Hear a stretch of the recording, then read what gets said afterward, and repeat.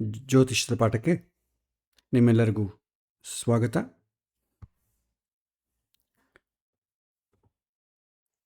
ಕಳೆದ ಬಾರಿ ವಿವಾಹಕ್ಕೆ ಸಂಬಂಧಪಟ್ಟ ಮುಹೂರ್ತ, ಉಪನಯನ, ಗೃಹಾರಂಭ, ಗೃಹ ಪ್ರವೇಶ, ವಾಹನ ಅಧಿರೋಹಣ, ಸಾಮಾನ್ಯ ಮುಹೂರ್ತ ಇಷ್ಟನ್ನು ನಾವು ಕಳೆದ ಬಾರಿ ನೋಡಿದ್ವಿ.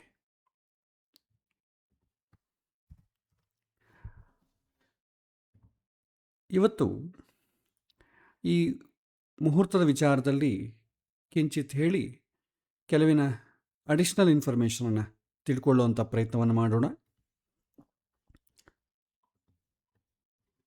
ಸರ್, ನಿಮಗೆ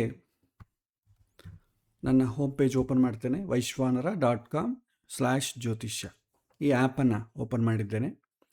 ಇಷ್ಟವರೆಗೂ ಒನ್ ಟೈಮ್ ಪಂಚಾಂಗ ಕ್ಯಾಲ್ಕುಲೇಷನ್ ಹೇಗೆ ಮಾಡಬೇಕು ಅಂತ ನಾವು ನೋಡಿದ್ವಿ.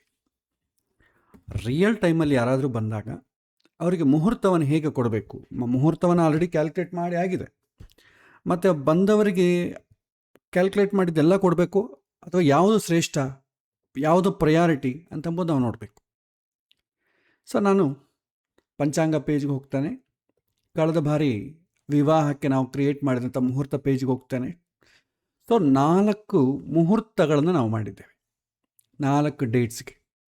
ನಾನಿದು ಓನ್ಲಿ ಎಕ್ಸಾಂಪಲ್ಗೆ ಹೇಳ್ತಾ ಇದ್ದೇನೆ. ನೀವು ರಿಯಾಲಿಟಿಗೆ ಒಂದು ವರ್ಷಕ್ಕೆ ಎಷ್ಟು ಬೇಕೋ ಅಷ್ಟು ಮುಹೂರ್ತಗಳನ್ನು ಪ್ರಿಪೇರ್ ಮಾಡಿ ಮುಂಚಿತವಾಗಿ ಇಟ್ಕೊಳ್ಬೋದು. ಓಕೆ, ಈ 4 ಮುಹೂರ್ತ ಮಾಡಿದ್ದೇನೆ. ಈಗ ರಿಯಾಲಿಟಿಯಲ್ಲಿ ಯಾರನ್ನ ಬಂದರು ಅಂತ ಅಂದ್ಕೊಳ್ಳಿ, ವಿವಾಹಕ್ಕೆ ಮುಹೂರ್ತ ಬೇಕು. ಆವಾಗ ಏನು ಮಾಡಬೇಕು, ನಾವು ಇಲ್ಲಿ ಕ್ಯಾಲ್ಕುಲೇಟ್ ಮಾಡಿದಂಥ ಮುಹೂರ್ತಗಳಲ್ಲಿ ಯಾವ ನಕ್ಷತ್ರಕ್ಕೆ ಅವರು ತಾರಾಬಲ ಬರ್ತಾ ಇದೆಯೋ ಆ ಡೇಟ್ ಮಾತ್ರ ಅವ್ರಿಗೆ ಕೊಡ್ತೇವೆ, ಎಲ್ಲ ಅವಶ್ಯಕತೆ ಇಲ್ಲ. 3 ಫೆಬ್ರವರಿ 2028 ಅಶ್ವಿನಿ ನಕ್ಷತ್ರ ಇದೆ. ಯಾರಿಗೆ ಅಶ್ವಿನಿ ನಕ್ಷತ್ರ ತಾರಾಬಲ ಚೆನ್ನಾಗಿ ಬರುತ್ತೋ, ಹುಡುಗ ಮತ್ತು ಹುಡುಗಿ, ಅವರಿಗೆ ಆ ಮುಹೂರ್ತವನ್ನು ಇಟ್ಟುಕೊಡ್ತೇವೆ. ಇದರಲ್ಲಿ ಸಿಂಪಲಾಗಿ ನೀವು ನೋಡಬೇಕಾದ್ರೆ ಮೇಲೆ ತಾರಾಬಲ ಓವರ್ ರೈಡ್ ಅಂತಿದೆ. ಇಲ್ಲಿ ಹುಡುಗ ಹುಡುಗಿ ತಾರಾಬಲ ನೀವೇ ಸೆಲೆಕ್ಟ್ ಮಾಡ್ಕೋಬೋದು. ಇದನ್ನು ಈ ಒಂದು ಟೇಬಲ್ ಇದಲ್ವ, ಈ ಪಂಚಾಂಗ ಟೇಬಲ್, ಇದನ್ನು ಸೇವ್ ಮಾಡಿ ಇಟ್ಕೊಳ್ಳಿ. ಯಾಕೆಂದರೆ ನೀವೆಲ್ಲ ಮುಹೂರ್ತಗಳನ್ನು ಕ್ಯಾಲ್ಕುಲೇಟ್ ಮಾಡಿ ಇಟ್ಟಿರ್ತೀರ, ಆದ ಕಾರಣ ಸೇವ್ ಮಾಡಿ ಇಟ್ಕೊಳ್ಳಿ. ಇನ್ನು ನಿಮಗೆ ಬ್ಯಾಕಪ್ ಮಾಡಬೇಕಾದ್ರೆ ಇಟ್ಕೊಳ್ಳಿ. ನಿಮಗೆ ಸೆಟ್ಟಿಂಗ್ಸಿಗೆ ಹೋಗಿ ಬ್ಯಾಕಪ್ ಆ್ಯಂಡ್ ರಿಸ್ಟೋರ್ ಅಂತಿರುತ್ತೆ. ಇಲ್ಲಿ ಮುಹೂರ್ತ ಟೇಬಲ್ಸ್ ಅಂತಿದಲ್ವಾ, ಇಲ್ಲೊಂದು ಬ್ಯಾಕಪ್ ಮಾಡಿ ಇಟ್ಕೊಳ್ಳಿ. ಒಂದು ಸ್ವಲ್ಪ ಪ್ಲಸ್ ಮಾಡಿದರೆ ನಿಮಗೆ ಜೇಸನ್ ಫೈಲಲ್ಲಿ ಬ್ಯಾಕಪ್ ಆಗ್ತದೆ. ಇದು ನೀವು ಮುಹೂರ್ತ ಎಲ್ಲ ಕ್ಯಾಲ್ಕುಲೇಟ್ ಮಾಡಿದ ಮೇಲೆ ಇಟ್ಕೊಳ್ಬೇಕು. ಯಾಕಂದರೆ ಇನ್ ಕೇಸ್ ಮಿಸ್ ಆದರೆ ಮತ್ತೆ ಇದನ್ನು ರಿಸ್ಟೋರ್ ಮಾಡ್ಕೋಬೋದು. ಮತ್ತು ನಿಮಗೆ ಆ ಟೇಬಲ್ ಇಲ್ಲ ಅಂತ ಅಂದ್ಕೊಳ್ಳಿ, ರೆಸ್ಟೋರ್ ಅಂತ ಕೊಟ್ಟ ತಕ್ಷಣ ಎಲ್ಲಿ ಬ್ಯಾಕಪ್ ಇದೆ ಅಂತ ಕೇಳುತ್ತೆ. ನೀವು ಆಲ್ರೆಡಿ ಬ್ಯಾಕಪ್ ಮಾಡಿದ್ದೀರಾ ನೋಡಿ, ಮುಹೂರ್ತ ಟೇಬಲ್ ಬ್ಯಾಕಪ್ ಡೇ ನೋಡಿ, ಇಯರು ಮಂತು ಡೇಟ್ ಎಲ್ಲ ಇರುತ್ತೆ, ಟೈಮ್ ಸ್ಟ್ಯಾಂಪ್ ಎಲ್ಲ ಇದೆ ನೋಡಿ. ಇಲ್ಲಿ ನೋಡಿ 19 ಡೇಟು, 07 ಮಂತು, 2026 ಇಯರು. ಕೆಳಗೆ ಅದರ ಪಕ್ಕದಲ್ಲಿ 707 ಅಂತಂದರೆ ಹವರ್ಸು, 33 ಮಿನಿಟ್ಸು, 38 ಸೆಕೆಂಡ್ಸ್. ಸೊ ಮುಹೂರ್ತ ಬ್ಯಾಕಪ್ಪು ಡೇಟು ಟೈಮ್ ಸ್ಟ್ಯಾಂಪ್ ಮೇಲೆ ಇರ್ತದೆ, ನೀವು ನೆನಪು ಮಾಡ್ಕೋಬೋದು. ಯಾಕೆಂದರೆ ಯಾವುದು ಬ್ಯಾಕಪ್ ನಾವು ಕರೆಕ್ಟಾಗಿ ತೆಗೆದ್ದೀವಿ ಅಂತಂಬೋದು ಆ ಡೇಟು ಟೈಮ್ ಮೇಲೆ ನೀವು ನಿರ್ಧಾರ ಮಾಡ್ಕೋಬೋದು. ಅದನ್ನು ಜಸ್ಟ್ ಓಪನ್ ಮಾಡಿದರೆ ನಿಮಗೆ ರಿಸ್ಟೋರ್ ಮುಹೂರ್ತ ಟೇಬಲ್ ರಿಸ್ಟೋರ್ಡ್ ಅಂತ ಬರುತ್ತೆ. ಇನ್ ಕೇಸ್ ನೀವು ಡಿವೈಸ್ ಚೇಂಜ್ ಮಾಡಿದರೆ, ಯಾಕೆಂದರೆ ಮೊಬೈಲ್ನ ಕಂಪ್ಯೂಟ್ರಲ್ಲಿ ಮಾಡಿರ್ತೀರಿ, ಅದನ್ನು ಮೊಬೈಲ್ಗೆ ತಂದ್ಕೋಬೇಕು. ಅವಾಗೇನು ಮಾಡ್ಬೋದು, ಆ ಫೈಲ್ ಮಾತ್ರ ತಂದುಕೊಳ್ಬೋದು. ಇಲ್ಲಾಂದರೆ ಸೈನ್ ಇನ್ ವಿತ್ ಗೂಗಲ್, ನೀವು ಗೂಗಲಿಂದ ಬ್ಯಾಕಪ್ ತೆಕ್ಕೊಂಡು ಇಲ್ಲಿ ರೆಸ್ಟೋರ್ ಮಾಡ್ಕೋಬೋದು. ಸೊ ಯಾವುದಕ್ಕೂ ನೀವೇನಾದರೂ ಕ್ಯಾಲ್ಕುಲೇಷನ್ ಮಾಡಿ ಬ್ಯಾಕಪ್ ತೆಕ್ಕೊಳ್ಳೋ ಅಭ್ಯಾಸ ಮಾಡಿಕೊಳ್ಳಿ. ಯಾಕೆಂತಂದರೆ ಅಷ್ಟು ಕಷ್ಟಪಟ್ಟು ಮಾಡಿ ಮತ್ತೆ ಹೋದರೆ ಕಷ್ಟ. ಯಾಕೆಂದರೆ ಯಾವ ಡೇಟಾ ನಿಮಗೆ ಸರ್ವರ್ನಾಗಿರಲ್ಲ, ಎಲ್ಲ ನಿಮ್ಮ ಲೋಕಲ್ ಸಿಸ್ಟಮ್ನಾಗೆ ಇರ್ತದ ಕಾರಣ ಏನಾದರೂ ಬೈ ಮಿಸ್ ಆದರೆ ಹೋದರೆ ಕಷ್ಟ. ಸೊ ಓಕೆ, ಈಗ ಪಂಚಾಂಗ ಪೇಜ್ ಬರ್ತೇನೆ. ಮುಹೂರ್ತ, ವಿವಾಹ ಈ ರೀತಿ ಬರುತ್ತೆ. ಇಲ್ಲಾಂದರೆ ಎಕ್ಸ್ಪೋರ್ಟ್ CSV ಅಂತ ಇರುತ್ತೆ, ಇದನ್ನು ಹೊಡೆದ್ರೂ ಪರವಾಗಿಲ್ಲ, ನಿಮಗೆ ಎಕ್ಸೆಲ್ ಫಾರ್ಮ್ಯಾಟಲ್ಲಿ ಬರುತ್ತೆ. So export CSV, so click ಮಾಡಿ. ಅದು ಒಂದು CSV ಫಾರ್ಮ್ಯಾಟಲ್ಲಿ ನಿಮ್ಗೆ ಏನೇನು ಮುಹೂರ್ತವನ್ನು ನೀವು ಮಾಡಿದ್ದೀರೋ ಈ ಥರ ಬರುತ್ತೆ. ಇದು ಸೇವ್ ಮಾಡಿ ಇಟ್ಕೊಂಡ್ರೂ ಪರವಾಗಿಲ್ಲ. ಇದರಲ್ಲಿ ಏನಾದರೂ ಚೇಂಜ್ ಮಾಡಿ ಮತ್ತು ಇಂಪೋರ್ಟ್ ಮಾಡಿದರೂ ಕೂಡ ಅದು ನಿಮ್ಮ ಟೇಬಲಲ್ಲಿ ಸೇವ್ ಆಗುತ್ತೆ. ಇಲ್ಲ, ಇನ್ನೂ easiest way export to PDF ಅಂತಿರುತ್ತೆ. ಈ PDF ನೀವು ಎಕ್ಸ್ಪೋರ್ಟ್ ಮಾಡ್ಬೋದು. ಕ್ಲಿಕ್ ಮಾಡಿದ್ರೆ PDF ಎಕ್ಸ್ಪೋರ್ಟ್ ಆಗ್ತದೆ. ಅದನ್ನು ಓಪನ್ ಮಾಡಿ ಹಿಂಗೆ ಇಟ್ಕೊಳ್ಳಿ. ಮೊಬೈಲಲ್ಲಿ ಬೇಕಾದ್ರೆ ಒಂದು PDF ಥರ ಇಟ್ಕೊಂಡು ಇದನ್ನು ನೋಡ್ಕೊಂಡು ಬೇಕಾದ್ರೆ ಯಾರಿಗಾದ್ರೂ ಹೇಳ್ಬೋದು. ಆದರೆ PDFಲ್ಲಿ ಚೇಂಜ್ ಮಾಡೋಕ್ಕಾಗಲ್ಲ. ನಿಮಗೆ ಎಕ್ಸೆಲ್ CSV ಆದರೆ ಎಕ್ಸೆಲ್ ಆಗಲಿ CSV ಆಗಲಿ ಚೇಂಜ್ ಮಾಡ್ಬೋದು. JSON ಆದರೆ ಅದರಲ್ಲೂ ಚೇಂಜ್ ಮಾಡ್ಬೋದು. ಸೊ ಹಾಗಾಗಿ ಎಲ್ಲ ಥರ ಆಪ್ಷನ್ಸು ನಿಮಗೆ ಇದೆ. ಸೊ ಹೀಗೆ ಓಕೆ. ಈಗ ನಾವೇನು ಮಾಡಬೇಕು, ನಮ್ಮ ಹತ್ರ ಒಂದು 4 ಮುಹೂರ್ತ ಇದೆ. ಯಾರಾದರೂ ಬಂದು ಮುಹೂರ್ತ ಬೇಕು ಫೆಬ್ರವರಿ ಮಾರ್ಚ್ ತಿಂಗಳಲ್ಲಿ ಅಂತ ಕೇಳಿದ್ರೆ ಅಂತ ಅಂದ್ಕೊಳ್ಳಿ, ನೀವು ಅವರ ನಕ್ಷತ್ರವನ್ನು ತೊಗೊಂಡು ಮ್ಯಾನ್ಯುವಲಾಗಿ ತಾರಾಬಲ ನೋಡಿ ಆ ಮುಹೂರ್ತವನ್ನು ಫಿಕ್ಸ್ ಮಾಡ್ಬೋದು. ಮ್ಯಾನ್ಯುವಲಾಗಿ ಮಾಡ್ಬೋದು. ಇಲ್ಲ ಕಂಪ್ಯೂಟರ್ ಸಹಾಯದಿಂದ ಮಾಡಬೇಕು ಅಂತ ಅಂದ್ಕೊಳ್ಳಿ, ಇಲ್ಲಿ ತಾರಾಬಲಂ ಓವರ್ ರೈಡ್ ಅಂತ ಇರುತ್ತೆ, ಅದಕ್ಕೆ ಕ್ಲಿಕ್ ಮಾಡಿ ಹುಡುಗಂದು ಸೆಲೆಕ್ಟ್ ಮಾಡ್ಕೊಳ್ಳಿ. ಹುಡುಗಂದು ಯಾವ ನಕ್ಷತ್ರ, ಮಕಾ ನಕ್ಷತ್ರ ಎಕ್ಸಾಂಪಲ್. ಹುಡುಗಿದು ಬಂದು ಫಾರ್ ಎಕ್ಸಾಂಪಲ್ ಜ್ಯೇಷ್ಠ ಅನುರಾಧ ನಕ್ಷತ್ರ ಕೊಟ್ಟು ಅಪ್ಲೈ ಅಂತ ಮಾಡಿ. ಇಲ್ಲಿ ತಾರಾಬಲ ಚಂದ್ರ ಹುಡುಗಿ ನೋಡಿ, ಬಾಯ್ ತಾರಾಬಲ ಬಾಯ್ ಚಂದ್ರಬಲ, ಗರ್ಲ್ ತಾರಾಬಲ ಗರ್ಲ್ ಚಂದ್ರಬಲ ಎಲ್ಲ ಆಟೋಮೆಟಿಕ್ಕಾಗಿ ಬಂದ್ಬಿಡ್ತದೆ. ಇದರಲ್ಲಿ ಯಾವುದು ಅವರಿಗೆ ಶ್ರೇಷ್ಠವೋ ಅದನ್ನು ಮಾತ್ರ ಕೊಡಬೇಕು. ಯಾವಾಗ ನೈದನ ತಾರ ಬರುತ್ತೋ ಅದನ್ನು ಅವಾಯ್ಡ್ ಮಾಡಿ. ಅದು ಒಳ್ಳೆಯ ಮುಹೂರ್ತವೇ ಆಗಿರ್ಬೋದು, ಆದರೆ ಅವಾಯ್ಡ್ ಮಾಡಬೇಕು. ಇಲ್ಲಿ ನೋಡಿ ನೈದನ ತಾರ ಬಂದಿದೆ, ಅದನ್ನು ಈ 13th ಎಂಬ ಡೇಟನ್ನು ಅವಾಯ್ಡ್ ಮಾಡಬೇಕು. ಓಕೆ. ಸೊ ಈ ರೀತಿ ಈಗ ಸಪೋಸ್ ಚಂದ್ರಬಲ ಇಲ್ಲ, ಇದನ್ನು ಅವಾಯ್ಡ್ ಮಾಡಿ.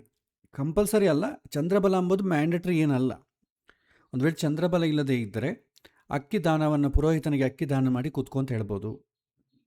ಇಲ್ಲಿ 3 ಥರ. ಒಂದು ಎಲ್ಲ ಚೆನ್ನಾಗಿ ಯಾವುದು ಬಂದೆ, ಪಂಚಾಂಗ ಶುದ್ಧಿ ಬರಬೇಕು, ತಾರಾಬಲ ಬರಬೇಕು, ಮುಹೂರ್ತವೂ ಇರಬೇಕು. ಇದು ಯಾವುದಿದೆಯೋ ಅದಕ್ಕೆ ಫಸ್ಟ್ ಪ್ರಯಾರಿಟಿ ಕೊಡಿ, ಉಳಿದದಕ್ಕೆ ಸೆಕೆಂಡ್ ಪ್ರಯಾರಿಟಿ. ಸೊ ಇಲ್ಲಿ ಪ್ರಯಾರಿಟಿ ಅಂತ ನಿಮಗೊಂದು ಕಾಲಮ್ ಕೊಟ್ಟಿದ್ದೇನೆ, ಇಲ್ಲಿ ಕ್ಲಿಕ್ ಮಾಡಿದ್ರೆ ನಿಮಗೆ ಕಸರ್ ಬರುತ್ತೆ. ನೀವು ಈ ಡೇಟ್ಗಳಲ್ಲಿ ಯಾವುದು ಪ್ರಯಾರಿಟಿ ಕೊಡ್ತೀರಿ, ಫಸ್ಟ್ ಪ್ರಯಾರಿಟಿ ಯಾವ ಡೇಟ್ ನೀವು ರೆಕಮೆಂಡ್ ಮಾಡ್ತೀರಿ ಅಂದಾಗ ನೀವು ಅದನ್ನು ಮಾಡ್ಬೋದು. ಸಪೋಸ್ ಟೆಸ್ಟಿಗೋಸ್ಕರ ಮಾಡ್ತಾ ಇದ್ದೇನೆ, 1 ಮಾರ್ಚ್ ನಾನು ಫಸ್ಟ್ ಪ್ರಯಾರಿಟಿ ಕೊಡ್ತೇನೆ. ಆಮೇಲೆ ಸೆಕೆಂಡ್ ಪ್ರಯಾರಿಟಿ ಬಂದು 20th ಕೊಡ್ತೇನೆ. 3rd ಪ್ರಯಾರಿಟಿ ಬಂದು 6th ಕೊಡ್ತೇನೆ.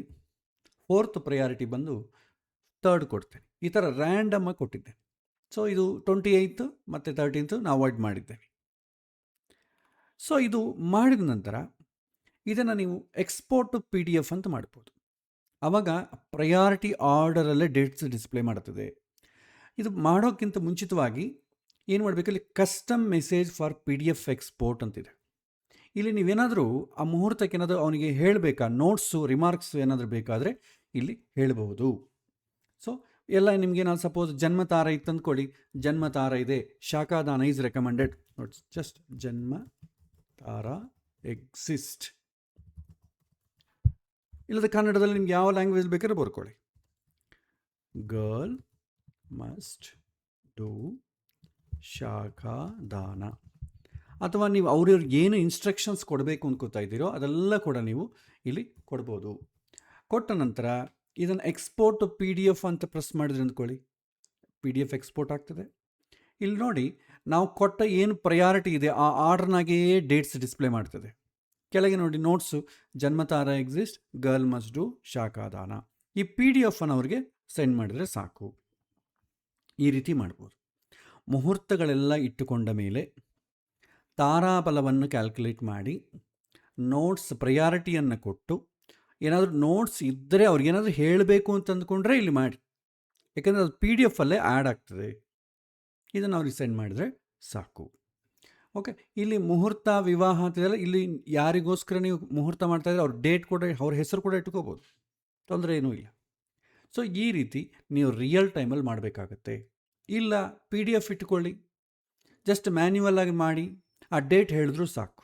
ಸೊ ನಿಮಗೆ ಎಲ್ಲ ತರಹೂ ಆಪ್ಷನ್ಸ್ ಇದೆ. ಸೊ ಡೇಟ್ಸ್ ಎಲ್ಲ ಕೂಡ ಲಗ್ನ ಎಲ್ಲ ಕ್ಯಾಲ್ಕುಲೇಟ್ ಮಾಡಿದ ಮೇಲೆ ಹುಡುಗ ಹುಡುಗಿ ತಾರಾಬಲವನ್ನು ಅಪ್ಲೈ ಮಾಡ್ತೇವೆ. ಯಾವುದಕ್ಕೆ ತಾರಾಬಲ ಬರ್ತೀಯೋ ಆ ಡೇಟನ್ನು ಅವ್ರಿಗೆ ಕೊಡ್ತೇವೆ. ಇಷ್ಟೇ. ನೈದನ ತಾರ ಬಂದರೆ ಅವಾಯ್ಡ್ ಮಾಡಿ. ಹುಡುಗ ಹುಡುಗಿ ಇಬ್ಬರಿಗೂ ತಾರಾಬಲ ಬಂದಿಲ್ಲ ಅಂತಂದರೆ ಅವಾಯ್ಡ್ ಮಾಡಿ.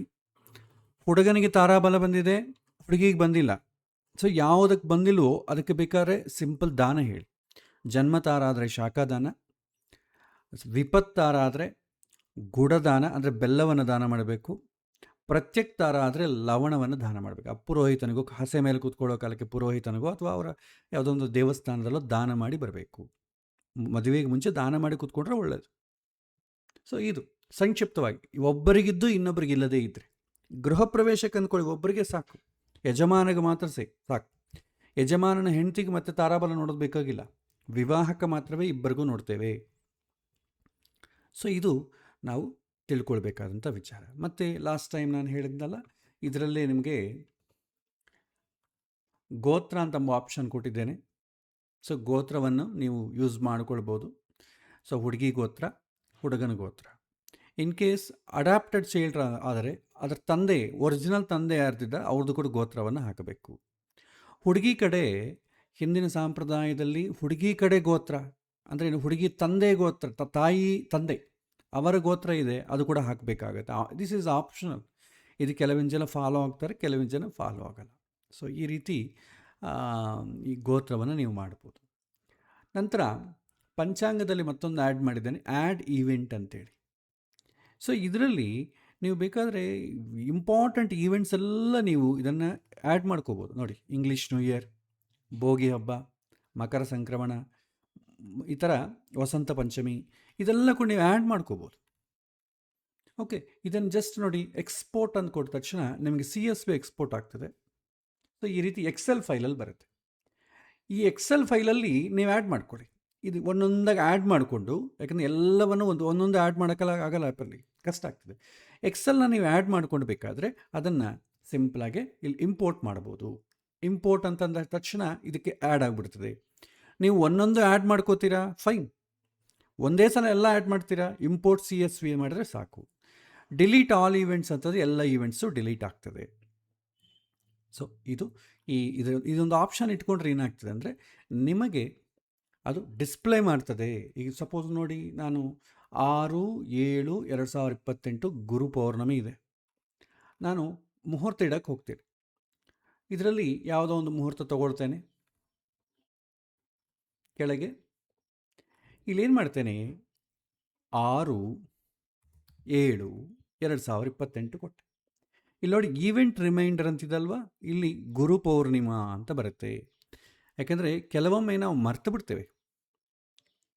ಓಕೆ, ಸೊ ಆವಾಗ ಇದನ್ನು ಡಿಸ್ಪ್ಲೇ ಮಾಡೋಕ್ಕೆ ಈಸಿ, ಯಾಕಂದರೆ ನಮಗೆ ರಿಮೈಂಡ್ ಮಾಡ್ತದೆ ಒಂದು ಸಲ. ಓಕೆ, ಸೊ ಹಾಗಾಗಿ ಇದನ್ನು ಕೂಡ ನಾವು ಮಾಡಿಕೊಳ್ಬೋದು. ಇದು ಜಸ್ಟ್ ನಿಮ್ಗೆ ಏನಾದರೂ ಇಂಪಾರ್ಟೆಂಟ್ ತಿಥಿಗಳಾಗಲಿ ಅಥವಾ ಇಂಪಾರ್ಟೆಂಟ್ ಈವೆಂಟ್ಸು, ಗ್ರಹಣಗಳು ಏನಾದರೂ ಇದ್ದರೆ ನೀವೇನಾದರೂ ಆ್ಯಡ್ ಮಾಡಿಕೊಳ್ಳೋದಾದರೆ ಈ ಆ್ಯಡ್ ಈವೆಂಟಲ್ಲಿ ಹೋಗಿ ಆ್ಯಡ್ ಮಾಡಿಕೊಳ್ಳಬಹುದು. ಓಕೆ, ಸೊ ಇದೊಂದು ಆಪ್ಷನ್ನು ನಿಮಗೆ ಮುಹೂರ್ತ ಇಡೋ ಕಾಲಕ್ಕೆ ಹೆಲ್ಪ್ ಆಗ್ತದೆ. ಸೊ ಇದು ನಮಗೆ ಮುಹೂರ್ತ ಫಿಕ್ಸ್ ಮಾಡೋದು ಫೈನಲ್. ವಿವಾಹ, ಗೃಹ ಪ್ರವೇಶ, ಉಪನಯನ, ಗೃಹಾರಂಭ, ವಾಹನ, ಇಷ್ಟೇ ಜನರಲ್ಲ ಕೇಳೋದಿಷ್ಟೆ. ಇದು ಅಲ್ಲದೆ ಬೇರೆ ಯಾವುದಾದ್ರೂ ಕೇಳಿದರೆ, ಷೋಡಶ ಸಂಸ್ಕಾರಗಳಿಗೆ ಸಂಬಂಧ ಇಲ್ಲದೆ ಬೇರೆ ಯಾವುದಾದ್ರೂ ಕೇಳಿದರೆ ಜಸ್ಟ್ ಪಂಚಾಂಗ ಶುದ್ಧಿ, ತಾರಾಬಲ ಅಷ್ಟೇ. ಇನ್ನೇನು ಜಾಸ್ತಿ ನೋಡಬೇಡಿ. ಪಂಚಾಂಗ ಶುದ್ಧಿ ಇದೆಯಾ, ಅವ್ರಿಗೆ ತಾರಾಬಲ ಬರುತ್ತಾ, ಆ ಡೇಟ್ ಕೊಟ್ಟು ಅಪ್ಲಿಕೇಶನ್ ಹಾಕಬೇಕು, ಪ್ರಯಾಣಕ್ಕೆ ಮಾಡಬೇಕು, ಇಂಥದ್ದಕ್ಕೆ ಮಾಡ್ಬೋದು. ಸೊ ಹಿಂದಿನ ಕಾಲದಲ್ಲಿ ಕೆಲವೊಂದು ಸ್ಪೆಸಿಫಿಕ್ಕಾಗಿ ಕೆಲವಿನ ಕಂಡೀಷನ್ಸ್ ಯೂಸ್ ಮಾಡ್ತಾಯಿದ್ರು. ಬಟ್ ಈಗಿನ ಕಾಲದಲ್ಲಿ ಅದು ಯೂಸ್ ಮಾಡೋಕ್ಕಾಗಲ್ಲ. ಓಕೆ, ಸೊ ಇದನ್ನು ನಾವೇನು ಮಾಡೋಣ ನೋಡೋಣ. ಸೊ ಮಿಸ್ಲೇನಿಯಸ್ ಇವೆಂಟ್ಸ್ ನೋಡೋಣ. ಇವತ್ತು ನಕ್ಷತ್ರಗಳ ಕ್ಯಾಟಗರಿ ಅಂದರೆ ಏನು, ತ್ರಿಪಾದ ನಕ್ಷತ್ರಗಳು ಅಂದರೆ ಏನು, ಧರಿಷ್ಠಾರ್ಥ ಪಂಚಕ ಅಂತ ಕೇಳಿರ್ತೀರಿ, ಅದು ಮೂಲ ನಕ್ಷತ್ರ ವಿಚಾರ, ಹೆಣ್ಣುಮಕ್ಕಳ ವಿಚಾರಕ್ಕೆ, ವಿವಾಹಕ್ಕೆ ಸಂಬಂಧಪಟ್ಟು ಮೂಲ ನಕ್ಷತ್ರ ವಿಚಾರ ಕೂಡ ಬಹಳ ಜನ ಕೇಳ್ತಾರೆ. ಸೊ ಇದಕ್ಕೆ ನಾವು ಇವತ್ತು ವಿಷಯವನ್ನು ತಿಳ್ಕೊಳ್ಳೋಣ. ಓಕೆ, ಮೊದಲು ನಕ್ಷತ್ರಗಳ ಕ್ಯಾಟಗರಿಯನ್ನು ನೋಡೋಣ. ನಮಗೆ ನಕ್ಷತ್ರಗಳ ಕ್ಯಾಟಗರಿಯಲ್ಲಿ ಕ್ಷಿಪ್ರ ನಕ್ಷತ್ರಗಳು, ದಾರುಣ ನಕ್ಷತ್ರಗಳು, ಮೃದು ನಕ್ಷತ್ರಗಳು, ಲಘು ನಕ್ಷತ್ರಗಳು, ಸ್ಥಿರ ನಕ್ಷತ್ರಗಳು, ಚರ ನಕ್ಷತ್ರಗಳು, ಉಗ್ರ ನಕ್ಷತ್ರಗಳು ಅಂತ 7 ಕ್ಯಾಟಗರಿ ಮಾಡಲಾಗಿದೆ. 27 ನಕ್ಷತ್ರವನ್ನು 7 ಕ್ಯಾಟಗರಿ ಮಾಡಿದ್ದಾರೆ. ಹಿಂದಿನ ಕಾಲದಲ್ಲಿ ಒಂದೊಂದು ಈವೆಂಟಿಗೂ ಒಂದು ಸ್ಪೆಸಿಫಿಕ್ ನಕ್ಷತ್ರವನ್ನು ಚೂಸ್ ಮಾಡ್ಕೊಳ್ತಿದ್ರು. ಇವತ್ತು ನಮಗೆ ಅದು ಕಷ್ಟ, ಯಾಕಂದರೆ ನಮಗೊಂದು ಪಂಚಾಂಗ ಶುದ್ಧಿ ಬರೋದೇ ಕಷ್ಟ. ಒಂದು ನಕ್ಷತ್ರ, ನಮಗೊಂದು ಲಿಸ್ಟ್ ಆಫ್ ನಕ್ಷತ್ರಗಳು ಮಾತ್ರ ತೊಗೊಳ್ತೇವೆ. ಅದರಲ್ಲಿ ಯಾವುದೋ ಒಂದು ಸ್ಪೆಸಿಫಿಕ್ ನಕ್ಷತ್ರ ಮಾತ್ರ ತೊಗೋಬೇಕು ಅಂತಂದರೆ ನಿಮಗೆ ಪಂಚಾಂಗ ಶುದ್ಧಿನೇ ಸಾಧ್ಯವೇ ಇಲ್ಲ. ಆದರೆ ಹಿಂದಿನ ಕಾಲ ಅವರಿಗೆ ಟೈಮ್ ಫ್ರೇಮ್ ಅವೈಲೇಬಲ್ ಇತ್ತು, ಅದ ಕಡೆ ಅವ್ರು ಮಾಡ್ತಿದ್ರು. ಇವತ್ತು ನಮಗೆ ಟೈಮ್ ಫ್ರೇಮ್ ಇಲ್ಲ, ಆಗೋಗ್ಬೇಕಂದ್ರೆ 3 ತಿಂಗಳಲ್ಲಿ ಆಗೋಬೇಕು, 4 ತಿಂಗಳಲ್ಲಿ ಆಗೋಬೇಕು, ಹಾಗಾಗಿ ನಮಗೆ ಸಿಗೋದಿಲ್ಲ. ಹಿಂದಿನ ಕಾಲ ಅವರು ವೆಯ್ಟ್ ಮಾಡ್ತಾಯಿದ್ರು, ಒಳ್ಳೆ ಮುಹೂರ್ತ ಬಂದಾಗೆ ವೆಯ್ಟ್ ಮಾಡಿ ಮಾಡ್ತಿದ್ರು. ಹಾಗಾಗಿ ಅವ್ರಿಗೆ ವರ್ಕೌಟ್ ಆಗ್ತಿತ್ತು. ಸೊ ನಮ್ಮ ಲೈಫ್ ಸ್ಟೈಲ್ಗೆ ಇವತ್ತು ವರ್ಕೌಟ್ ಆಗಲ್ಲ. ಆದರೂ ಹಿಂದೆ ಏನು ಫಾಲೋ ಆಗ್ತಾ ಇದ್ರು ಅಂತಂಬೋದು ನೋಡೋಣ. ಸೊ ಈ ನಕ್ಷತ್ರಗಳಿಗೆ ಅವುಗಳ ಗುಣಧರ್ಮಗಳ ಮೇಲೆ ಕ್ಯಾಟಗರೈಸ್ ಮಾಡಾಗುತ್ತೆ. ಸೊ ಯಾವ ಕಾರ್ಯಗಳು ಹೇಗೆ ಯಶಸ್ವಿಯಾಗುತ್ತೆ, ಯಾವ ಕಾರ್ಯವನ್ನು ತಪ್ಪಿಸಬೇಕು, ಮುಹೂರ್ತದಲ್ಲಿ ಯಾವ ನಕ್ಷತ್ರವನ್ನು ಯಾವ ಕಾರ್ಯಕ್ಕೆ ಆಯ್ಕೆ ಮಾಡ್ಕೋಬೇಕು ಅಂತಂಬೋದು ಹಿಂದೆ ಇತ್ತು. ಸೊ ಕ್ಷಿಪ್ರ ನಕ್ಷತ್ರಗಳು ನೋಡೋಣ. ಮೊದಲ ಕ್ಷಿಪ್ರ ನಕ್ಷತ್ರಗಳು ಅಂದರೆ ಏನು ಅಂದರೆ ಅಶ್ವಿನಿ, ಹಸ್ತ, ಪುಷ್ಯ. ಕ್ಷಿಪ್ರ ಅಂತಂದರೆ ವೇಗವಾಗಿ ಕಾರ್ಯವನ್ನು ಪೂರ್ಣಗೊಳಿಸುವುದು. ಸೊ ವೇಗವಾಗಿ ಫಾಸ್ಟ್ ಆಗಬೇಕು. ಈಗ ಬೀಜವಾಪನ ಅದು ಫಾಸ್ಟ್ ಆಗುವಂಥ ಕೆಲಸ ಅಲ್ಲ. ವಿವಾಹ ಫಾಸ್ಟ್ ಆಗುವಂಥ ಕೆಲಸ. ಫಾಸ್ಟಾಗಿ ಏನೋ ಒಂದು ಕೆಲಸ ಫಾಸ್ಟಾಗಿ ಯಾವುದನ್ನು ಆಗಬೇಕು ಅಂದರೆ ಕ್ಷಿಪ್ರ ನಕ್ಷತ್ರಗಳನ್ನ ಆಯ್ಕೆ ಮಾಡಿಕೊಳ್ಬೇಕು. ಅಶ್ವಿನಿ, ಹಸ್ತ, ಪುಷ್ಯ. ಇದು ತಕ್ಷಣ ಕಾರ್ಯಪ್ರವೃತ್ತರಾಗುವಂಥ ಕೆಲಸ ಮಾಡ್ತದೆ. ಇದಕ್ಕೆ ಅನುಕೂಲ ಯಾವುದು? ಚಿಕಿತ್ಸಾ ಆರಂಭ ಮಾಡಬೇಕಾದ್ರೆ, ಅದನ್ನ ಆಪರೇಷನ್ ಮಾಡ್ಕೋಬೇಕಾದ್ರೆ, ಔಷಧ ಸೇವನೆ ಮಾಡಬೇಕಾದ್ರೆ, ವಿದ್ಯಾರಂಭ, ಪ್ರಯಾಣಗಳಿಗೆ ತುಂಬ ಶ್ರೇಷ್ಠ. ಯಾಕಂದರೆ ಬೇಗ ಫಲ ಕೊಡ್ತದೆ. ವ್ಯಾಪಾರ ಆರಂಭ, ಸಂದರ್ಶನೆ, ಪರೀಕ್ಷೆ, ಹೊಸ ಬಟ್ಟೆಗಳು ಧರಿಸೋದು, ಇದೆಲ್ಲ ಕೂಡ ಕ್ಷಿಪ್ರ ನಕ್ಷತ್ರಗಳು ಮಾಡಬಹುದು. ಯಾವುದು ಮಾಡಬಾರ್ದು, ಯಾವುದು ಪರ್ಮನೆಂಟ್ ಆಗಿರಬೇಕು ಅಂತ ಅಂದ್ಕೊಳ್ತೀವೋ ಅದನ್ನು ಇದರಲ್ಲಿ ಮಾಡಬಾರ್ದು. ಶಾಶ್ವತವಾಗಿ ಒಂದು ಮನೆ ಕಟ್ಟಬೇಕು, ಒಂದು ವಿವಾಹ ಬಂದ, ಅದಕ್ಕೆಲ್ಲ ಇದು ಸೆಟ್ ಆಗೋದಿಲ್ಲ. ಆಮೇಲೆ ಧಾರುಣ ನಕ್ಷತ್ರಗಳು ಅಂತೇವೆ. ಮೂಲ, ಆರುದ್ರ, ಜ್ಯೇಷ್ಠ, ಆಶ್ಲೇಷ. ಇದರಲ್ಲಿ ಈ ಧಾರುಣ ನಕ್ಷತ್ರಗಳಲ್ಲಿ ಕಠಿಣತೆ, ಯಾವುದನ್ನು ಒಡೆಯೋದು, ನಾಶ ಮಾಡೋದು, ಇದಕ್ಕೆ ಬೇಕು. ಯಾವುದೋ ಒಂದು ಆಪ್ರೇಷನ್ ಮಾಡ್ಕೋಬೇಕು ಅಂದ್ಕೊಳ್ಳಿ. ಆಪ್ರೇಷನ್ ಸರ್ಜರಿ ಮಾಡಿ ಒಳಗಿರುವಂಥ ರೋಗದ ಯಾವುದೋ ಒಂದು ತೆಗಿಬೇಕು, ಹೊರಗೆ ಹಾಕಬೇಕು, ಅದಕ್ಕೆ ಚೆನ್ನಾಗಿರುತ್ತೆ. ಅಥವಾ ಒಂದು ಮನೆಯನ್ನು ಒಡಿಬೇಕು, ಇಂಥದಕ್ಕೆಲ್ಲ ಕೂಡ ಧಾರುಣ ನಕ್ಷತ್ರಗಳು ಶ್ರೇಷ್ಠ. ಧಾರುಣ ನಕ್ಷತ್ರಗಳಲ್ಲಿ ಹೋಮ ಹವನಾದಿಗಳು ಮಾಡಲ್ಲ. ಮೂಲ, ಆರುದ್ರ, ಜ್ಯೇಷ್ಠ, ಆಶ್ಲೇಷ. ಅಗ್ನಿ ಪ್ರತಿಷ್ಠಾಪನೆಗೆ ಇವೆಲ್ಲ ಕೂಡ ಕೆಲಸಕ್ಕೆ ಬರಲ್ಲ. ಹಾಗಾಗಿ ಇದನ್ನು ಅವಾಯ್ಡ್ ಮಾಡಬೇಕು. ಷೋಡಶ ಸಂಸ್ಕಾರದಲ್ಲಿ ಅಗ್ನಿ ಪ್ರತಿಷ್ಠಾಪನೆ ಇಲ್ಲದೆ ನಿಮ್ಗೆ ಯಾವ ಕಾರ್ಯ ನಡೆಯಲ್ಲ. ಹಾಗಾಗಿ ಇದನ್ನು ಅವಾಯ್ಡ್ ಮಾಡಬೇಕು. ಇದಕ್ಕೆ ಅನುಕೂಲವಾದ ಕಾರ್ಯ ಯಾವುದು? ಶಸ್ತ್ರಚಿಕಿತ್ಸೆ ಮಾಡಿಕೊಳ್ಳೋದು, ಹಳೆ ಕಟ್ಟಡವನ್ನು ಕಡಿಯೋದು, ಮರವನ್ನು ಕಡಿಯೋದು, ಶತ್ರು ನಿವಾರಣೆ, ಯುದ್ಧ ಮಾಡಲಿಕ್ಕೆ ಹೋಗೋದು, ವ್ಯಸನಗಳನ್ನ ಬಿಡೋದು, ಒಂದು ಕೋರ್ಟ್ ಕೇಸುಗಳು ಇರ್ತವೆ ನೋಡಿ, ಇದು ಬೆಸ್ಟ್. ಇದು ನ್ಯಾಯಾಂಗ ಹೋರಾಟ, ಕಠಿಣ ನಿರ್ಧಾರಗಳು, ಇದೆಲ್ಲ ಕೂಡ ಧಾರುಣ ನಕ್ಷತ್ರಗಳು ತಗೊಳ್ತಾರೆ. ಸೊ ವಿವಾಹ, ಗೃಹ ಪ್ರವೇಶ, ಶುಭ ಕಾರ್ಯಗಳು ಅವಾಯ್ಡ್ ಮಾಡ್ತಾರೆ ಹಿಂದಿನ ಕಾಲದಲ್ಲಿ. ಮತ್ತು ಮೃದು ನಕ್ಷತ್ರಗಳು ಚಿತ್ತ, ರೇವತಿ, ಮೃಗಶಿರ, ಅನುರಾಧ. ಮೃದು ಅಂತಂದರೆ ಸೌಮ್ಯತೆ, ಮೃದುವಾದಂಥ ಸ್ವಭಾವ, ಸೆನ್ಸಿಟಿವ್ ಅಲ್ಲಿ ಕೆಲಸಗಳನ್ನೆಲ್ಲ ಕೂಡ ಇದರಲ್ಲಿ ಮಾಡ್ತೇವೆ. ಈಗ ವಿವಾಹ ತುಂಬ ಸೆನ್ಸಿಟಿವ್. ವಿವಾಹದಲ್ಲಿ ಕೂಡ ಪ್ರಸ್ತ ಅಂತ ಮಾಡ್ತಾರೆ, ಫಸ್ಟ್ ನೈಟ್, ಅದು ಸೆನ್ಸಿಟಿವ್. ಅಂಥದ್ದು ಈ ಥರ ಮೃದು ನಕ್ಷತ್ರಗಳನ್ನೇ ಇಡಬೇಕು. ಸ್ನೇಹ ಮಾಡೋದು ಅಥವಾ ಸಂಗೀತ ಹಾಡೋದು, ಯಾವುದನ್ನ ಕಲೆಗಳು, ಅಲಂಕಾರ, ಕುಟುಂಬ ಸಮಾರಂಭಗಳು, ಹೊಸ ವಸ್ತ್ರ ಖರೀದಿ ಮಾಡೋದು, ಇದೆಲ್ಲ ಕೂಡ ನಾವೇನು ಮಾಡ್ತೇವೆ, ಮೃದು ನಕ್ಷತ್ರಗಳಲ್ಲಿ ಆಯ್ಕೆ ಮಾಡ್ಕೊಳ್ತೇವೆ. ಸೊ ಯುದ್ಧ ಮಾಡೋದು, ಜಗಳ, ಕಠಿಣ ಶಿಕ್ಷೆಗಳೆಲ್ಲ ಮೃದು ನಕ್ಷತ್ರಗಳು ವರ್ಕೌಟ್ ಆಗಲ್ಲ. ನಾ ಕೋರ್ಟ್ ಕೇಸಲ್ಲಿ ಮೃದು ನಕ್ಷತ್ರ ಹೋದರೆ ಅದು ಹೋಗ್ತಾನೇ ಇರ್ತದೆ. ಸೆನ್ಸಿಟಿವ್ ಆದ ನಿಧಾನಕ್ಕೆ ನಡೆಯುತ್ತೆ. ಹಾಗಾಗಿ ಯಾವುದಕ್ಕೆ ಆಯ್ಕೆ ಮಾಡ್ಕೋಬೇಕು ಅಂತ ಕೂಡ ಹಿಂದೆ ಇತ್ತು ಒಂದು ಪದ್ಧತಿ. ಆಮೇಲೆ ಲಘು ನಕ್ಷತ್ರಗಳು ಕೃತ್ತಿಕಾ, ವಿಶಾಖ, ಇದು ಲಘು ಅಂತಂತೀವಿ. ಸೊ ಇದು ಹಗುರವಾದಂಥ ಸಣ್ಣ ಕಾರ್ಯಗಳಿಗೆ ಅನುಕೂಲ. ಸಣ್ಣ ವ್ಯಾಪಾರ, ಅರ್ಜಿ, ನಾವು ಹೇಳಿದ ಒಂದು ಅಪ್ಲಿಕೇಶನ್ ಕೊಡಬೇಕು, ಒಂದು ಸಭೆ, ಒಂದು ಖರೀದಿ ಮಾಡಬೇಕು, ಸಣ್ಣ ಪ್ರಯಾಣ, ಪತ್ರ ವ್ಯವಹಾರಗಳು, ಇದೆಲ್ಲ ಕೂಡ ಚಿಕ್ಕದಕ್ಕೆಲ್ಲ ಕೂಡ ಲಘು ನಕ್ಷತ್ರಗಳನ್ನ ಬಳಸ್ತೇವೆ. ಯಾವುದ್ಯಾವ್ದು ತಪ್ಪಿಸಬೇಕು? ದೊಡ್ಡ ಯೋಜನೆಗಳು, ದೀರ್ಘಕಾಲದ ನಿರ್ಮಾಣ ಕಾರ್ಯಗಳನ್ನೆಲ್ಲ ಕೂಡ ತಪ್ಪಿಸ್ತೇವೆ. ಆಮೇಲೆ ಸ್ಥಿರ ಗುಣ, ಸ್ಥಿರ ನಕ್ಷತ್ರಗಳಂತೇವೆ. ರೋಹಿಣಿ, ಉತ್ತರ ಫಲ್ಗುಣಿ, ಉತ್ತರಾಷಾಢ, ಉತ್ತರಾಭಾದ್ರ. ಸ್ಥಿರ ಅಂತಂದರೆ ದೀರ್ಘಕಾಲಿಕವಾಗಿ ಉಳಿಯೋದು. ಅದೇನು ವಿವಾಹ, ಒಂದು ದೇವಾಲಯ ನಿರ್ಮಾಣ ಮಾಡೋದು, ಒಂದು ಮನೆ ಕಟ್ಟೋದು, ಇದೆಲ್ಲ ಕೂಡ ದೀರ್ಘಕಾಲಿಕ ಬೇಕಲ್ಲ. ಜಮೀನು ಖರೀದಿ ಮಾಡೋದು, ಶಾಶ್ವತವಾದಂಥ ಒಪ್ಪಂದ, ಆಸ್ತಿ ನೋಂದಾವಣೆ ಮಾಡೋದು, ಇದೆಲ್ಲ ಕೂಡ ಸ್ಥಿರವಾಗಿರಬೇಕು. ಅಂಥದ್ದೆಲ್ಲ ಕೂಡ ಸ್ಥಿರ ನಕ್ಷತ್ರಗಳು ಮಾಡ್ತೇವೆ. ಯಾವ್ದು ಮಾಡಬಾರ್ದು?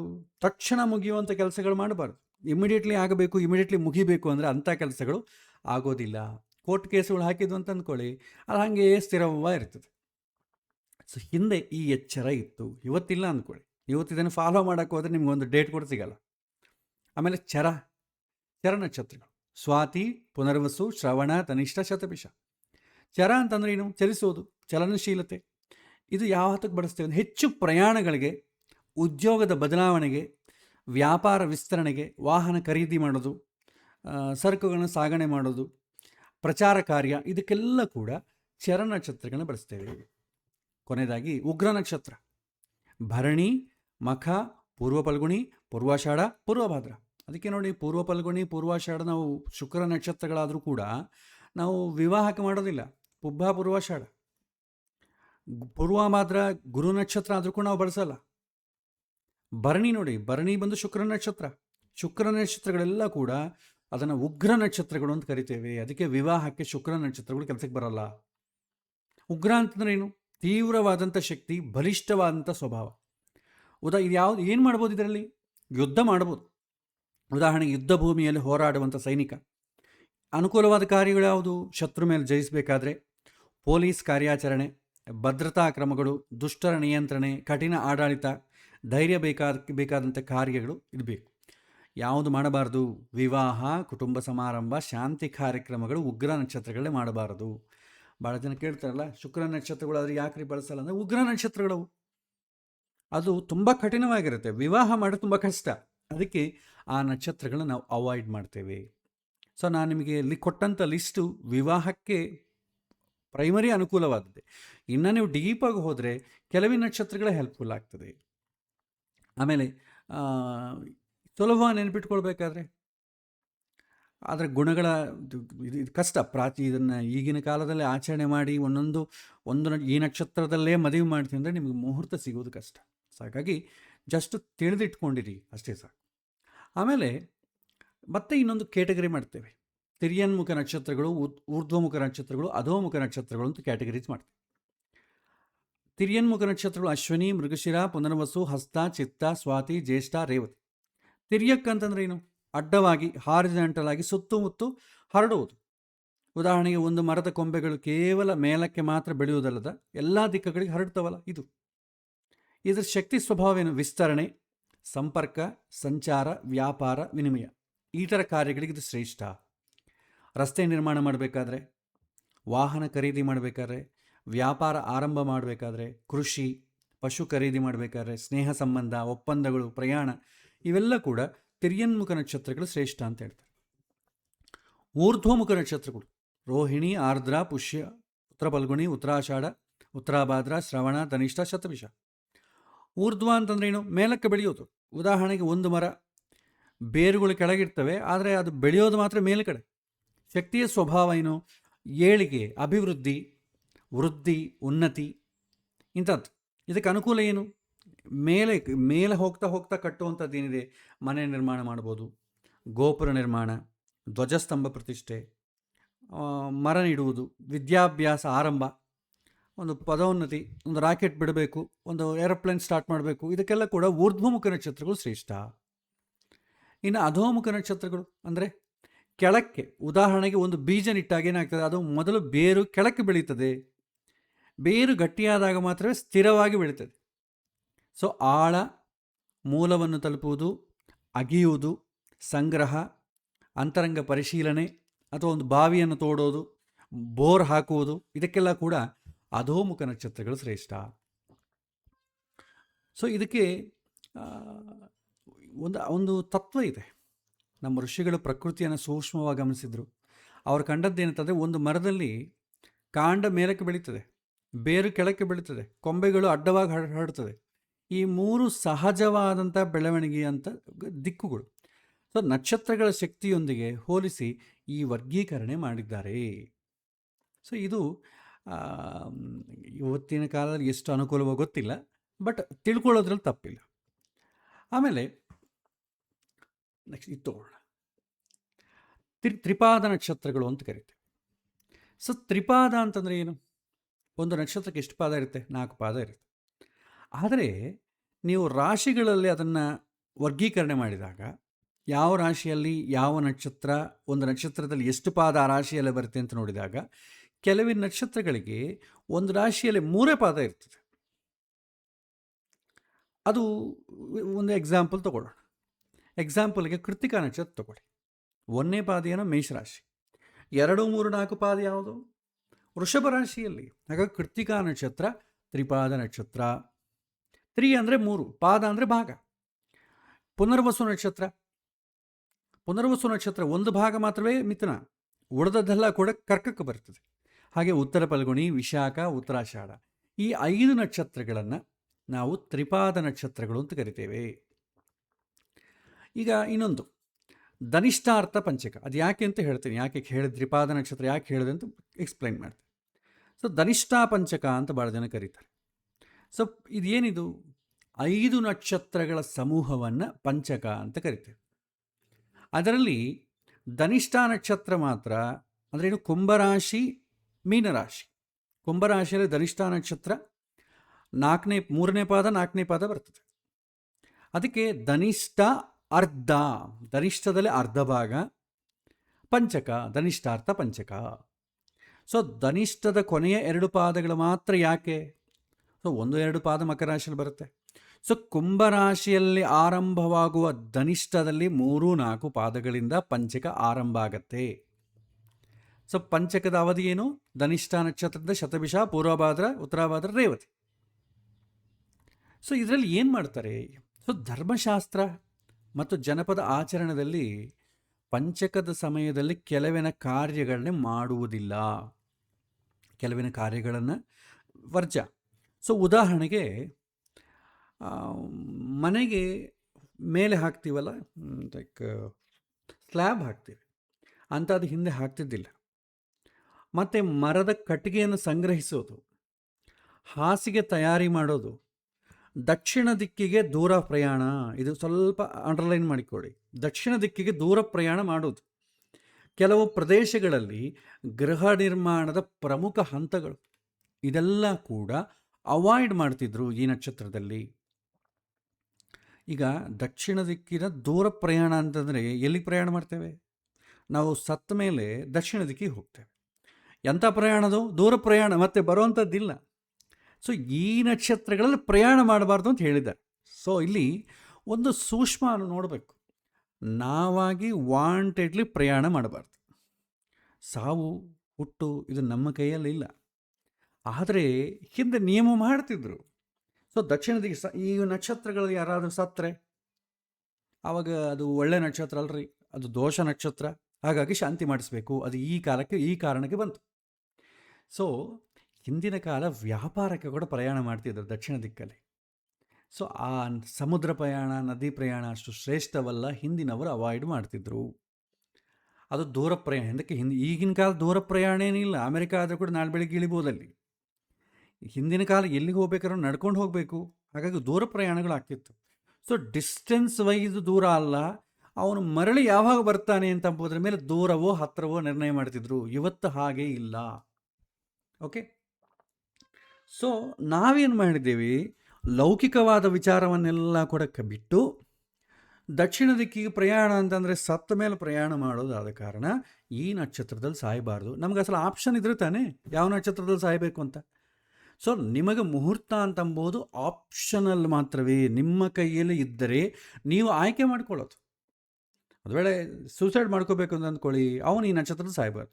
ಸೂಸೈಡ್ ಮಾಡ್ಕೊಂಡು ಡಿಸೈಡ್ ಮಾಡ್ಕೊಂಡು ಈ ನಕ್ಷತ್ರವನ್ನು ನೋಡ್ತಾನೆ, ಇಲ್ಲ ಆರೋಗ್ಯವನ್ನು ಕಾಪಾಡಿಕೊಂಡು ಸದಾ ಭಗವಂತನ ಸ್ಮರಿಸ್ತಾ ಇದ್ದರೆ ಭಗವಂತನೇ ಒಳ್ಳೆ ನಕ್ಷತ್ರದಲ್ಲಿ ಕರ್ಕೊಂಡು ಹೋಗ್ತಾನೆ. ಅದು ಭಗವಂತನ ಆಯ್ಕೆ, ನಮ್ಮ ಆಯ್ಕೆ ಅಲ್ಲ ಅದು. ಸೊ ಹಾಗಾಗಿ ಜನಸಾಂಪ್ರದಾಯಗಳಲ್ಲಿ ಪಂಚಕದಲ್ಲಿ ಅಥವಾ ತ್ರಿಪಾದ ನಕ್ಷತ್ರಗಳಲ್ಲಿ ಮರಣ ಸಂಭವಿಸಿದರೆ ವಿಶೇಷ ಶಾಂತಿ ವಿಧಿಗಳನ್ನು ಮಾಡುವಂಥ ಪದ್ಧತಿ ಹೇಳಿದ್ದಾರೆ ಅಷ್ಟೇ. ಅದು ದೋಷ, ಅದಕ್ಕೆ ನಮ್ಮ ಕೈಯಲ್ಲಿಲ್ಲ ಅದು. ಸೊ ಇದು ಮುಖ್ಯವಾಗಿ ಧರ್ಮಶಾಸ್ತ್ರ ಹಾಗೂ ಸ್ಥಳೀಯ ಸಾಂಪ್ರದಾಯ ಆಚರಣೆಗಳಿಗೆ ಸಂಬಂಧಿತ ವಿಷಯ. ಇದು ಪ್ರತಿಯೊಂದು ಪಂಚಕ ಮರಣವು ಅನಿಷ್ಟವೇ ಎಂಬಂಥ ನಿರ್ಣಯವನ್ನು ಜ್ಯೋತಿಷ್ಶಾಸ್ತ್ರ ಹೇಳುವುದಿಲ್ಲ. ಅದು ಧರ್ಮಶಾಸ್ತ್ರಕ್ಕೆ ಸಂಬಂಧಪಟ್ಟ ವಿಚಾರ, ಇದು ಜ್ಯೋತಿಷ್ಯಕ್ಕೆ ಸಂಬಂಧಪಟ್ಟ ವಿಚಾರ ಅಲ್ಲ. ಆದ್ದರಿಂದ ಯಾರು ಕೂಡ ಭಯಪಡೋದು ಬೇಕಾಗಿಲ್ಲ. ಬೇಕಾದರೆ ಆ ನಕ್ಷತ್ರದ ಯಾರಾದರೂ ಕಾಲ ಆದ್ರೆ ಅಂದ್ಕೊಳ್ಳಿ, ಶಾಂತಿ ಮಾಡಿಸಿ, ಹೇಳಿದಾರಲ್ಲ ಶಾಂತಿ ಮಾಡಿಸ್ಬಿಡಿ, ಏನಾಗುತ್ತೆ, ಏನೂ ಆಗಲ್ಲ.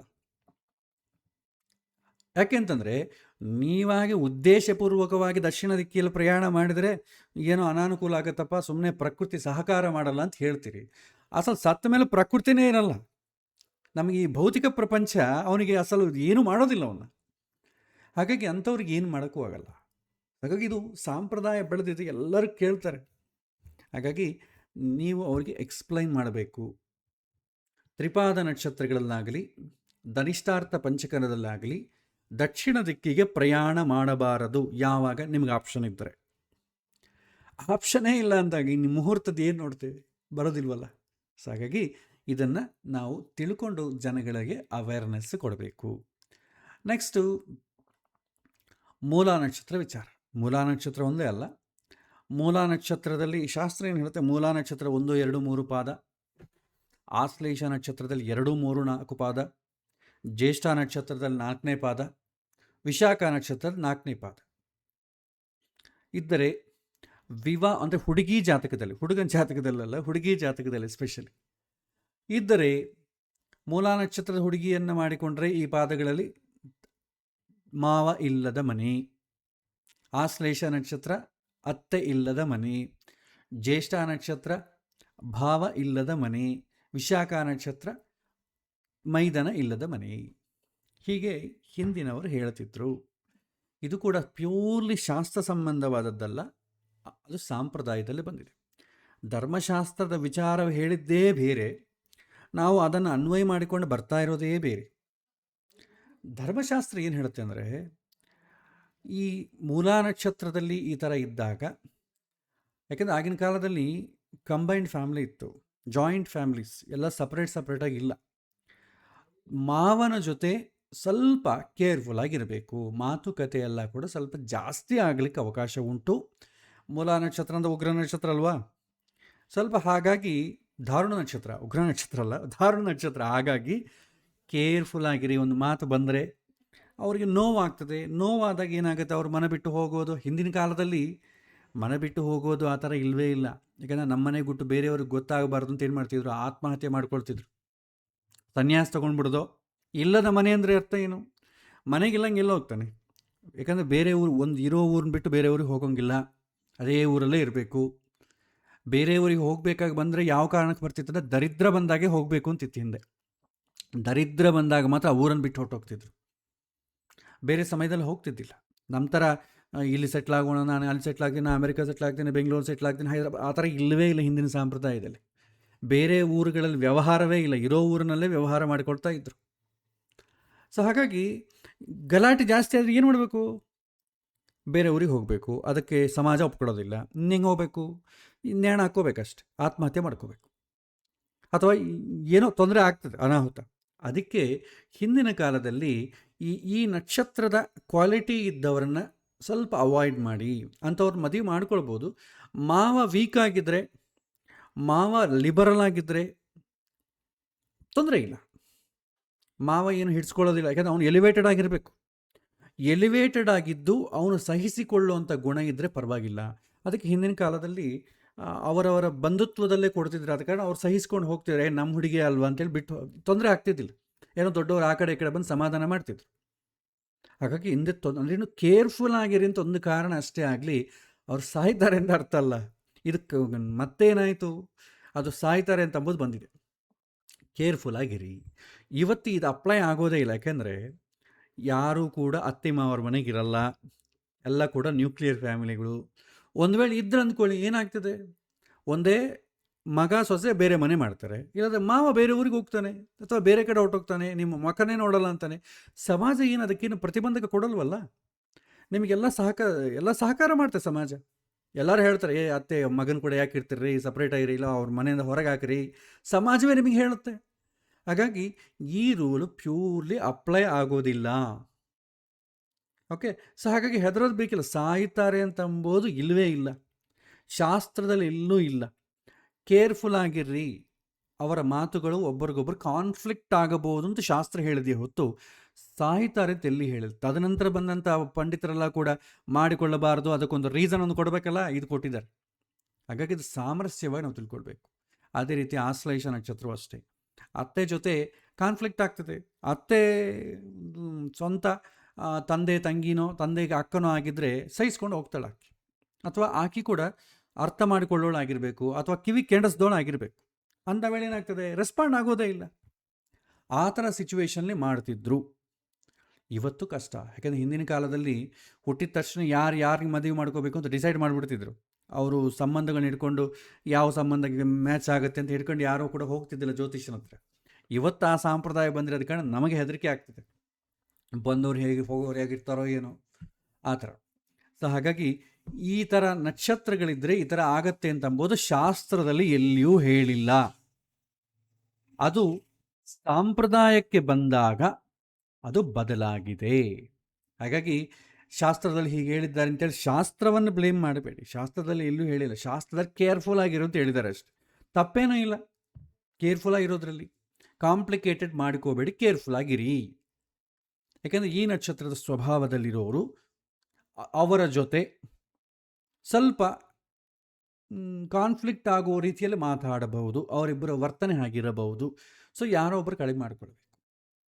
ಕೇರ್ಫುಲ್ ಆಗಿರೋದು ತಪ್ಪೇನೂ ಇಲ್ಲ. ಅಷ್ಟೇ ಆಗಲಿ ಸಾಯ್ತಾರೆ ಅಂತಂಬೋದು ಎಲ್ಲೂ ಇಲ್ಲ. ಏನು ರಿಯಾಲಿಟಿಯಲ್ಲಿ ಕೂಡ ಮೂಲ ನಕ್ಷತ್ರದವರು ಮದುವೆ ಮಾಡ್ಕೊಂಡವರು ಆರಾಮಾಗಿ ಅತ್ತೆ ಸೊಸೆ ಆರಾಮಾಗೇ ಇದ್ದಾರೆ. ಮೂಲ ನಕ್ಷತ್ರ ಅಲ್ಲದೆ ಸೌಮ್ಯ ನಕ್ಷತ್ರಗಳಾದಂಥ ಅನುರಾಧ ಇಂಥ ನಕ್ಷತ್ರ ಮಾಡಿಕೊಂಡವರು ಗಲಾಟೆ ಮಾಡಿಕೊಂಡು ಕೋರ್ಟ್ ಕೇಸುಗಳು ಹಾಕಿ ಒಬ್ಬರ ಮೇಲೆ ಒಬ್ಬರು ಕೇಸುಗಳು ಹಾಕ್ಕೊಂಡವರು ಇದ್ದಾರೆ. ಹಾಗಾಗಿ ನಕ್ಷತ್ರಗಳ ಮೇಲೆ ನೀವು ವಿವಾಹಕ ಜೀವನ ಹಿಂಗಿರುತ್ತೆ ಅಂತ ಹೇಳಲಿಕ್ಕೆ ಬರಲ್ಲ. ವೈವಾಹಿಕ ಜೀವನ ಗೊತ್ತಾಗೋದು ಅವರವರ ಜಾತಕದಿಂದ ಗೊತ್ತಾಗುತ್ತೆ. ಸಪ್ತಮ ಸ್ಥಾನ ನೋಡಬೇಕು, ಸಪ್ತಮಾಧಿಪತಿ ನೋಡಬೇಕು, ಶುಕ್ರ ಹೇಗಿದ್ದಾನೆ ಅಂತ ನೋಡಬೇಕು, ಬುದ್ಧಿ ಅವರ ಪ್ರವರ್ತನೆ ಹೇಗಿದೆ ಅಂದರೆ ಬುದ್ಧಿ ನೋಡಬೇಕು, ಮಾನಸಿಕ ಸ್ಥಿತಿ ಚಂದ್ರ ನೋಡಬೇಕು, ಅವರಿಗೆ ಡಿಸೈರ್ಸ್ ಹೇಗಿದೆ ಅಂತಂಬೋದು ಶುಕ್ರ ರಾಹುಗಳಿಂದ ಡಿಸೈಡ್ ಮಾಡಬೇಕು. ಇಷ್ಟೆಲ್ಲ ನೋಡಬೇಕು. ಒಂದು ಸಣ್ಣ ನಕ್ಷತ್ರದಿಂದ ನಾನು ಅವ್ರ ಜೀವನ ಹೇಗಿರುತ್ತೆ ಅಂತ ಡಿಸೈಡ್ ಮಾಡುವಂಥ ಮೂರ್ಖತ್ವ ಇಲ್ಲ, ಬೇರೆ ಇಲ್ಲ. ಹಾಗಾಗಿ ಅದಕ್ಕೆಲ್ಲ ಕೂಡ ಒತ್ತು ಕೊಡಬೇಡಿ. ಸೊ ಹಾಗಾಗಿ ಇದು ಕೂಡ ಜನರಲ್ಲಿದ್ದಂಥ ಒಂದು ತಪ್ಪು ತಿಳುವಳಿಕೆ. ಹಾಗಾಗಿ ಇದನ್ನು ಕೂಡ ನಾವು ಜನರಲ್ಲಿ ಅವೇರ್ನೆಸ್ ಬೆಳೆಸಬೇಕು. ನೀವು ಜ್ಯೋತಿಷ್ಯದಲ್ಲಿ ಆಗಲಿ ಧರ್ಮಶಾಸ್ತ್ರದಲ್ಲಾಗಲಿ, ಜ್ಯೋತಿಷ್ಯದಲ್ಲಿ ಇಲ್ಲ, ಧರ್ಮಶಾಸ್ತ್ರ ನೀವು ನಿರ್ಣಯಿಸಿಂದು ಧರ್ಮಸಿಂದು ತಗೊಳ್ಳಿ. ಅದರಲ್ಲಿ ಎಲ್ಲಿಯೂ ಕೂಡ ಸಾಯ್ತಾರೆ ಅಂತಂಬ ವರ್ಡ್ ಎಲ್ಲಿಯೂ ಇಲ್ಲ. ದೂರ ಇರ್ತಾರೆ ಅಂತ ಹೇಳ್ಬೋದು. ದೂರ ಏನು, ಇವರೊಂದು ಮನೆ ಅವರೊಂದು ಮನೇಲಿ ಇರ್ತಾರೆ, ತಪ್ಪೇನಿದೆ? ಅದು ಏನು ತೊಂದರೆ ಇಲ್ವಲ್ಲ. ಹಾಗಾಗಿ ಇದು ದೊಡ್ಡ ತೊಂದರೆ ಅಂತ ತಿಳ್ಕೊಳ್ಬೇಡಿ. ಇದು ಮೂಲ ನಕ್ಷತ್ರದ ವಿಚಾರ. ಸೊ ಇದು ಇವತ್ತಿನ ಪಾಠ.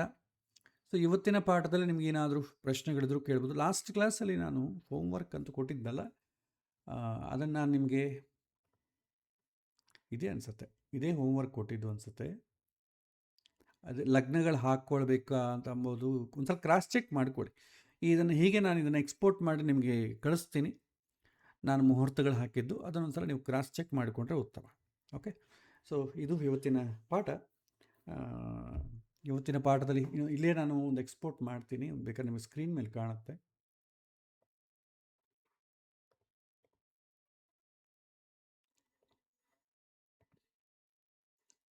ನೋಡಿ, ಸ್ಕ್ರೀನ್ ಮೇಲೆ ನಿಮ್ಗೆ ಬರ್ತಾ ಇದ್ರೆ ಹೀಗೆ ನೋಟ್ ಮಾಡಿ ಇಟ್ಟುಕೊಳ್ಳಿ. ಮುಹೂರ್ತಗಳನ್ನೆಲ್ಲ ಹಾಕಿದ್ದೀನಲ್ಲ, ಇದರ ಪ್ರಕಾರ ನೀವು ತಾರಾಮಲ್ ತೆಗೆದುಬಿಡಿ. ಮುಹೂರ್ತಗಳು ಒಂದು ಸಲ ನೋಡಿ ಚೆಕ್ ಮಾಡಿಕೊಳ್ಳಿ. ಇದನ್ನು ಸ್ಕ್ರೀನ್ಶಾಟ್ ತಗೊಳ್ಳಿ ಮೊಬೈಲಲ್ಲೇ. ನೀವು ಬೇಕಾದ್ರೆ ನೀವು ಮಾಡಿದಂಥದಕ್ಕೂ ಕ್ರಾಸ್ ಚೆಕ್ ಮಾಡ್ಕೊ. ಸೊ ಇದು ಇವತ್ತಿನ ಪಾಠ. ಇವತ್ತಿನ ಪಾಠದಲ್ಲಿ ನಿಮ್ಗೆ ಏನಾದರೂ ಪ್ರಶ್ನೆಗಳಿದ್ದರೆ ಒಂದು 10-15 ನಿಮಿಷಕ್ಕೆ, ಇನ್ನು ಸಮಯ ಇದೆ, 20 ನಿಮಿಷ ಸಮಯ ಇದೆ. 20 ನಿಮಿಷ ನೀವು ಇವತ್ತಿನ ಪಾಠದಲ್ಲಿ ಪ್ರಶ್ನೆಗಳು ಕೇಳ್ಬೋದು.